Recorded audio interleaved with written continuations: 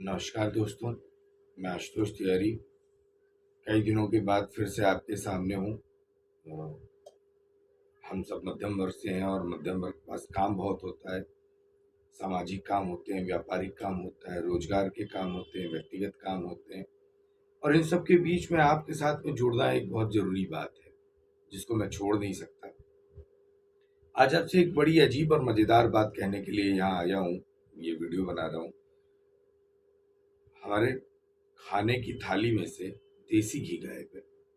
अब आप सोचेंगे देसी घी की बात क्यों है? क्योंकि देसी घी खाने में सबसे अच्छी और महंगी चीज मानी जाती है। और ये क्यों गायब है, कैसे गायब है, ये मैं आपको बताऊंगा इस वीडियो में।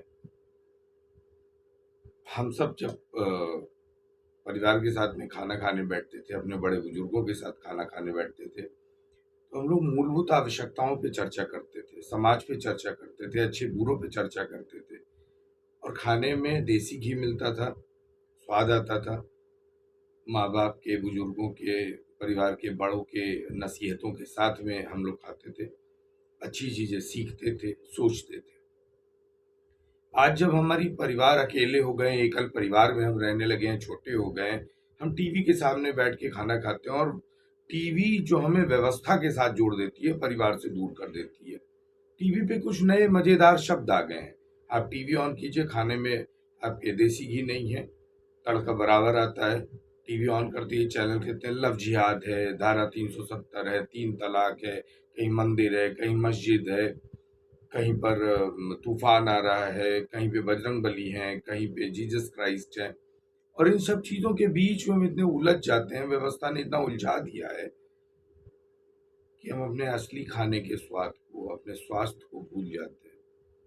हम महंगाई पे चर्चा नहीं कर पाते, जिसने हमारी थाली में से देसी घी और असली खाने को छीन लिया है।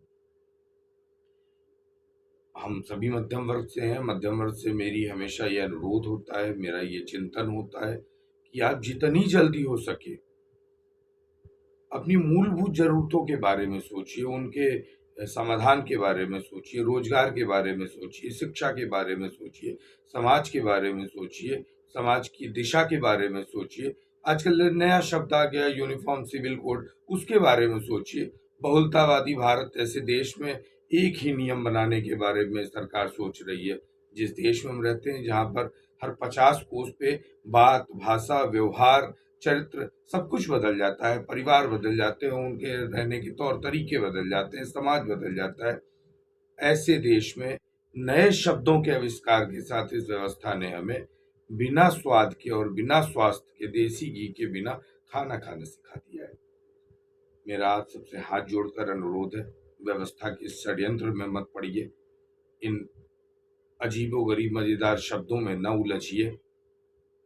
अपने मूलभूत आवश्यकताओं, चिंतन के बारे में सोचिए, जो आपको संतुष्ट करती हों, जो आपके स्वास्थ्य को अच्छा करती हों और आपको आगे ले जाने का प्रयास करती हों, क्योंकि इन शब्दों के साथ आप आगे कहीं नहीं जाएंगे। इन्हीं अपनी बातों के साथ में मैं आपसे फिर कहूँगा कि मेरे चैनल को जरूर सब्सक्राइब करें, कमेंट करें, लाइक करें, मैं आपसे जुड़ सकूं और इसे आगे जरूर बढ़ाएं, क्योंकि कुछ अच्छी बातें हो सकती हैं, कुछ बुरी बातें हो सकती हैं। ये आपको तय करना है, ये अच्छी है बुरी है। लेकिन ये बात एकदम सत्य है कि जब तक आप इन शब्दों के जाल में फंसे रहेंगे, अपनी मूलभूत आवश्यकताओं से दूर रहेंगे। जितनी जल्दी हो सके अपने जड़ों पर लौटिए।